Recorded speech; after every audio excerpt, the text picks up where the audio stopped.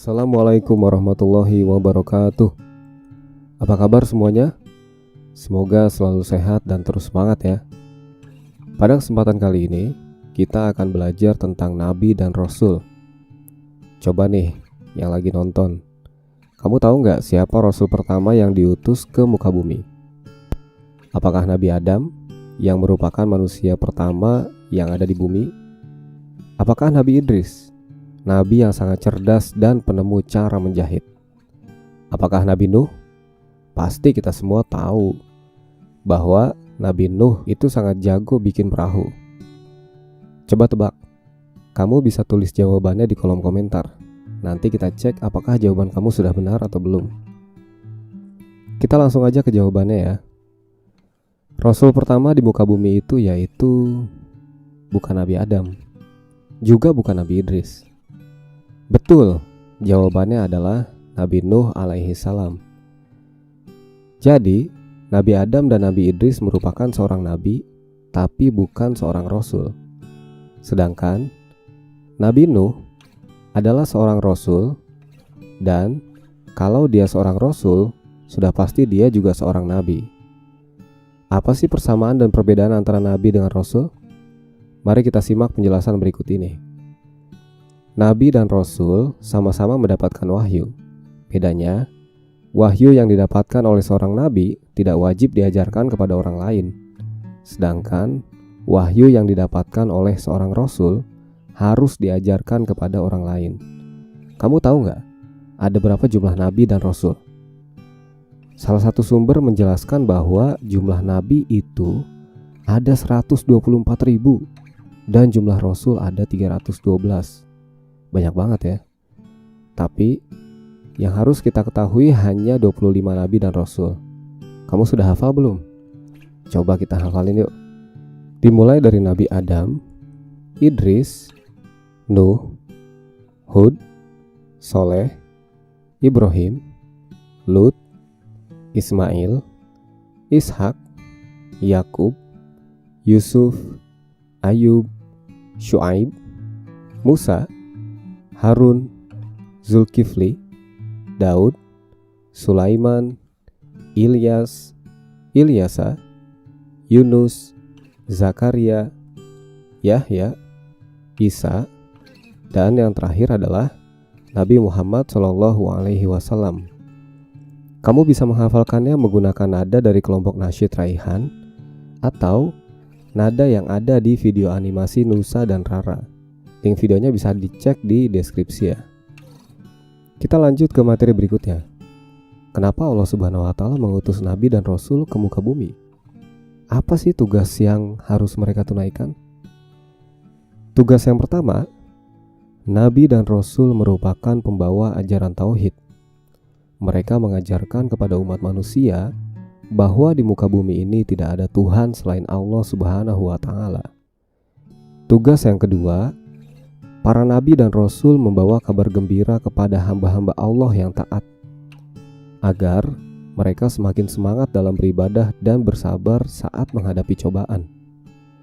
Tugas yang ketiga, nabi dan rasul memberikan peringatan kepada manusia yang ingkar, manusia yang tidak mau mematuhi perintah Allah Subhanahu wa Ta'ala. Mereka diperingatkan agar mau bertobat dan kembali ke jalan yang benar. Tugas yang keempat, yaitu membina akhlak manusia. Sebagaimana dijelaskan dalam hadis Nabi yang berbunyi, Innama bu'aitsu liutammima makarimal akhlak. Kata Nabi Muhammad, ia diutus ke muka bumi untuk menyempurnakan akhlak. Nabi dan Rasul merupakan manusia yang mulia. Mereka memiliki sifat-sifat yang wajib dimiliki. Kita dapat menyingkatnya dengan kata fas. Fas adalah singkatan dari fatonah, amanah, sidik, dan tablik. Fatonah artinya cerdas. Seorang nabi atau rasul pasti memiliki sifat ini. Mereka tentu saja sangat cerdas. Para nabi dan rasul menguasai berbagai macam ilmu pengetahuan. Amanah artinya terpercaya. Mereka juga orang yang amanah. Ketika berjanji, pasti ditepati. Dan ketika diberikan tanggung jawab, pasti dilaksanakan dengan sebaik mungkin. Kalau kamu gimana nih? Apakah kamu sudah menunaikan tanggung jawab hari ini? Ayo, kamu sudah sholat 5 waktu belum? Kita lanjut ya. Shidik artinya benar atau jujur. Nabi atau Rasul selalu menyampaikan segala sesuatu sesuai dengan fakta yang ada, tidak pernah menambahkan atau menguranginya. Dan tabligh artinya menyampaikan. Nabi dan Rasul tidak pernah takut menyampaikan ajaran-ajaran dari Allah Subhanahu wa Ta'ala. Walaupun mereka menghadapi berbagai macam ancaman, mereka tetap menyampaikan kebenaran. Ada sifat-sifat yang tidak mungkin dimiliki oleh Nabi dan Rasul. Sifat itu dinamakan sifat mustahil. Sifat ini adalah kebalikan dari sifat wajib. Bisa kita singkat dengan kata baki kiki, yaitu balada, khianat, kizib, dan kitman. Balada artinya bodoh, khianat artinya ingkar janji, kizib artinya berbohong, dan kitman artinya menyembunyikan. Seorang nabi ataupun rasul tidak mungkin memiliki keempat sifat ini. Bahkan mereka tidak mungkin memiliki salah satu dari 4 sifat ini. Yang terakhir adalah sifat jais rasul dan nabi. Sifat jais adalah sifat seperti manusia biasa. Walaupun mereka adalah seorang nabi atau rasul, mereka tetap merasa lapar dan haus. Mereka juga bisa merasa lelah dan ngantuk. Pada dasarnya setiap nabi dan rasul memiliki fisik seperti manusia pada umumnya. Mereka juga memiliki hati sebagaimana kita semua. Perbedaannya, kehidupan mereka ditempa dengan berbagai macam rintangan dan cobaan. Saking luar biasanya, derajat mereka bahkan mengalahkan derajatnya para malaikat. Setelah mengetahui semua hal tentang Nabi dan Rasul, kita memasuki pembelajaran yang paling penting, yaitu beriman kepada Nabi dan Rasul. Seperti yang sudah diketahui, beriman kepada Nabi dan Rasul merupakan salah satu rukun iman. Oleh sebab itu, iman kita menjadi cacat jika tidak meyakini keberadaan Nabi dan Rasul. Apa sih yang dimaksud beriman kepada Nabi dan Rasul? Beriman kepada Nabi dan Rasul secara istilah artinya kita harus mengimani bahwa Allah Subhanahu wa Ta'ala mengirim utusannya ke muka bumi. Kita juga harus mengimani kerasulan mereka dan kebenaran ajaran yang dibawanya.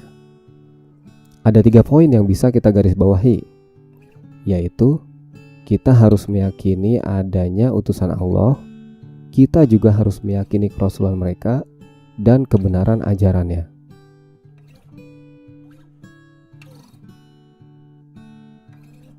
Bagaimana cara kita beriman kepada Nabi dan Rasul?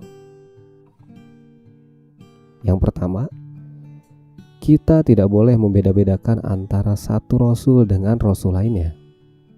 Walaupun kita adalah umat Nabi Muhammad, tetapi kita tidak boleh menganggap bahwa Nabi lainnya bukan Nabi kita. Kita harus meyakini semua Nabi yang telah diutus oleh Allah Subhanahu wa Ta'ala. Perbuatan yang menunjukkan bahwa kita mengimani para Nabi dan Rasul yaitu dengan cara mengikuti ajaran-ajarannya. Setiap Nabi dan Rasul memiliki ajaran yang sangat berhubungan. Kita bisa meneladani kepribadiannya dan ajaran-ajaran yang disampaikannya. Dan yang ketiga, yaitu meyakini bahwa Nabi Muhammad adalah Nabi terakhir di muka bumi. Allah Subhanahu wa Ta'ala tidak akan mengutus Nabi lagi setelah Nabi Muhammad sampai hari kiamat tiba. Oleh sebab itu, jika kita menemui ada orang yang mengaku Nabi, sudah pasti itu adalah Nabi palsu. Demikian pembelajaran kita hari ini. Terima kasih sudah memperhatikan dengan baik. Tulis komentarmu jika ada yang ingin ditanyakan atau ada materi yang ingin dibahas. Jangan lupa untuk like dan subscribe agar channel ini terus berkembang. Sampai jumpa lagi. Salam.